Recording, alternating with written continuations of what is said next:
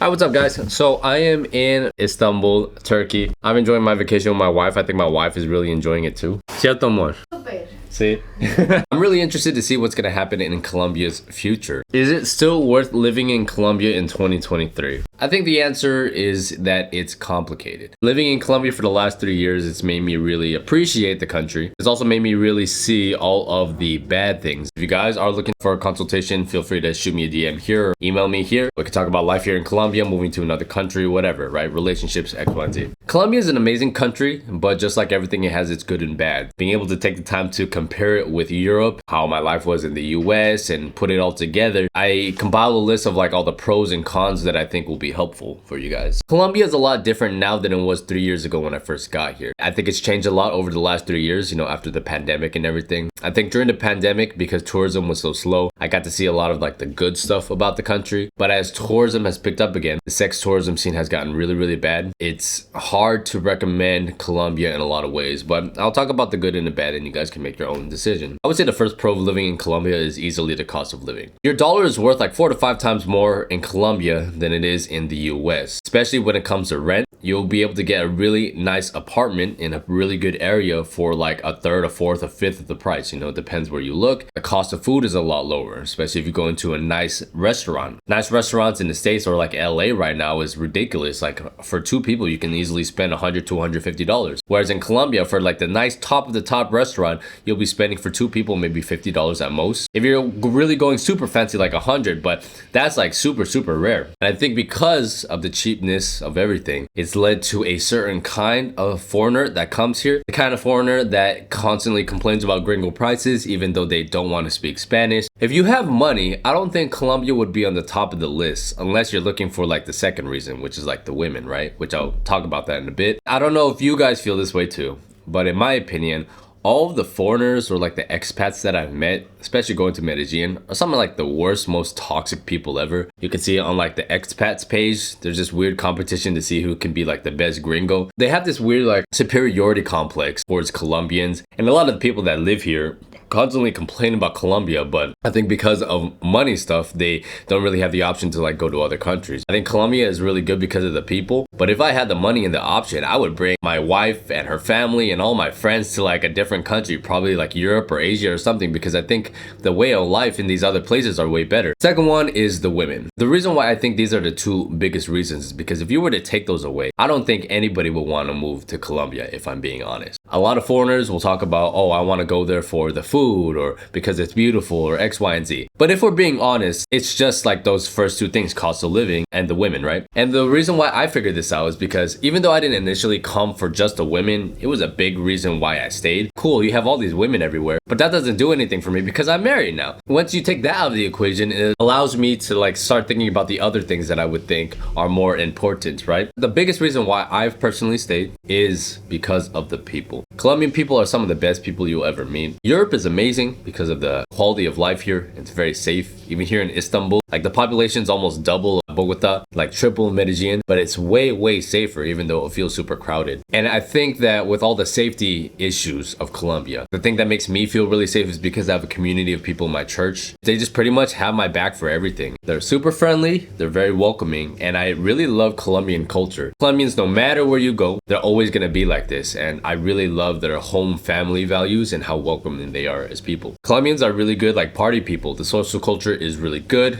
They're really good at dancing, they just really know how to have a good time. And even in my group, right? I mean, we're a bunch of like Christians, so we don't really drink and get drunk and stuff, but we even know how to have fun just by playing dominoes, playing cards, and just like hanging out with our friends. Colombians really know how to have a good time with nothing, and I really love that. I think there's a lot of business opportunity in Colombia because the secret's out now. I mean, Cartagena has been a really big tourist spot for a while, but Medellín is really popping right now. It actually became the #1 tourist destination in Colombia, surpassing Cartagena, I believe, last year. That means that it's a really good opportunity for business if you're trying to like open a restaurant or start something for expats. But the biggest thing is real estate. If you look at the real estate prices now compared to like 2 years ago, you'll see that rent prices have all shot up. Airbnb prices are ridiculous now. When I first arrived to Colombia, I remember you can get like a nice 1 to 2 bedroom in Poblado, maybe like for a month, $600 max, $700, right? But now trying to get that same apartment is like $1,200 or up on Airbnb. And there's just so much competition. It's very saturated, but everything's so expensive now. It's crazy. And I personally think it's only going to go up, which is why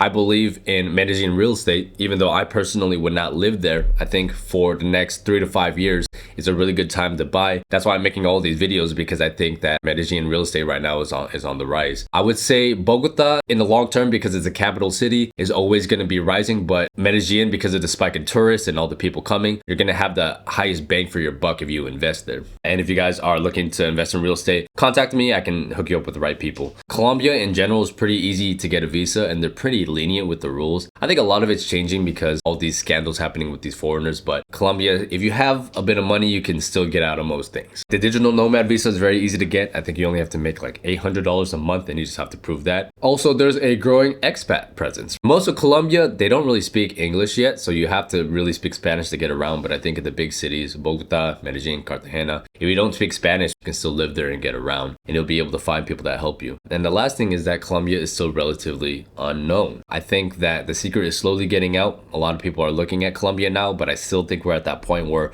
it's not super mainstream yet, even though in the next few years, I believe it will be. I want to talk about some of the cons and some of the things that you guys need to know about the culture and the country. So over the last year and a half or so, inflation has been really, really bad. The price of basic goods like rice, beans, like frijoles, meat, veggies, eggs, and everything has almost doubled in price. For us, because the dollar is so strong, the price has not been affected that much, but for Colombians, man, I don't know how some of these guys like survive on the minimum salary, because it's like nearly impossible. And it's really sad because I've seen like my wife's family and a lot of friends that I know affected by this inflation. Unfortunately, like the government only wants to put more social programs, which is gonna increase more inflation in the future. I'm not gonna try to get into politics, but that seems to be the general trend of everything. One of the things about Colombian culture that you need to understand is that they are naturally hustlers. What do I mean by that? It's in Colombians' culture to try to take advantage of other people. When people are trying to sell things to you, you're always going to try to negotiate. All Colombians are always on guard because they always think that people are going to take stuff from them. And if you go to Medellín, you can talk to the locals. They'll tell you that that's what paisa culture is like. It's all about fast money, but you always have to step on other people in order to become rich. The women in Medellín, paisa culture, it's all about trying to get with the guy who has the most money. Nobody's loyal there. So there's a lot of problems with Colombian culture that, you know, they themselves will tell you about. And I think this is why socialism will never work in these Latin American countries, because here in Europe, you can see socialism working because the people all respect the social norms. But unfortunately, in Colombia or like a lot of Latin American countries, because there are too many like cheaters in the system, and that's kind of how the culture is, you're going to have a lot of corruption and you're going to have a lot of people just taking advantage of the system. That's why I don't think it'll ever work. The number one con, I have to say, is safety. Anybody that tells you that Colombia is safer than the States is lying to you, because the social fabric is a lot thinner in places like Latin America or Colombia. Colombia is very dangerous, and if you talk to the locals, they have the saying no des papaya, because they know that Colombia in general is not very safe. Here in Europe, right, the worst that's going to happen to you is maybe you'll get pickpocketed, or here in Istanbul, I mean, I think they have like a heightened risk for like terrorist attacks. But in Colombia, people will rob you on the street, especially Medellín. All it takes is two guys on a motor to come up to you and rob you in a minute. If you fight back, they won't hesitate to shoot you or to kill you. Increased rate of druggings and scopolamine is a really big problem too. You just go on the expats page, bro. It's literally every single day there's a new story of scopolamine or robbing or something like that. And it's because, like I said before, it's the kind of people Medellín attract. It's guys who didn't really have any game back in the States or wherever they came, and they come into Colombia hoping just because of their money or their like status that they can pull or like get higher quality girls, right? But most of these guys end up getting played anyways. My buddy Kale, other YouTuber, he made a comment that he's been here for 5 years and he has never met a foreigner who's had a successful long-term relationship with a paisa girl. And I think that's very telling. His girlfriend's from Bogota, my wife's from Manizales. I know this other YouTuber like Los Dos Vamos, but other than that, I don't think I've ever really seen any successful stories. The lack of English is a really big deal right now. It's getting better, but I think for the most part, Colombia is still a very Spanish-based country. But in Medellín or Cartagena, dating culture is really messed up. Maybe it's different in other places, like Manizales, maybe it's a little more tame. The women in almost all of Colombia that are going for foreigners are specifically targeting for them for like monetary reasons. With all the poverty and situation and the political instability and inflation and all the things going on right now, Colombia has such a high percentage of single moms. That seems to be like the right thing to do. And because Colombians have like the fetishization of the women, and Knowing the kind of gringos that come into the country is like an easy target. I saw this post on Facebook yesterday that it was like a step-by-step process on how to play a gringo, and I thought it was like extremely accurate. It was extremely well written, and it's very true. Like, this is exactly the playbook about how these women get these men. Unfortunately, so many men fall for it. I think food diversity in Colombia is still really lacking. My wife used to think that Colombian food was the best until I showed her other foods, and now tu lista de comida favorita, amor. Primera, China. Segunda, tailandesa. Tercera, India.